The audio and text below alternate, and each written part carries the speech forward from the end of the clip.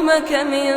قبل أن يأتيهم عذاب أليم قال يا قوم إني لكم نذير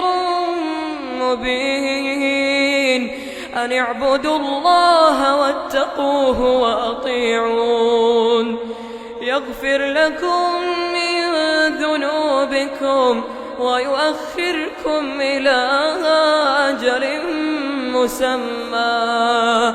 إن أجل الله إذا جاء لا يؤخر لو كنتم تعلمون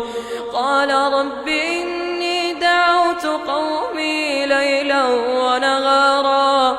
فلم يزدهم دعائي إلا فرارا وإني كلما دعوتهم لتغفر لهم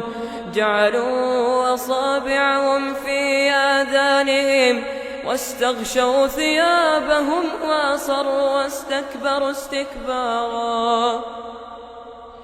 ثم إني دعوتهم جهارا ثم إني أعلنت لهم وأسررت لهم إسرارا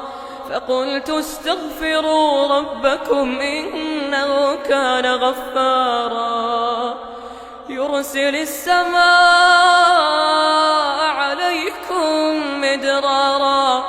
ويمددكم بأموال وبنين ويجعل لكم جنات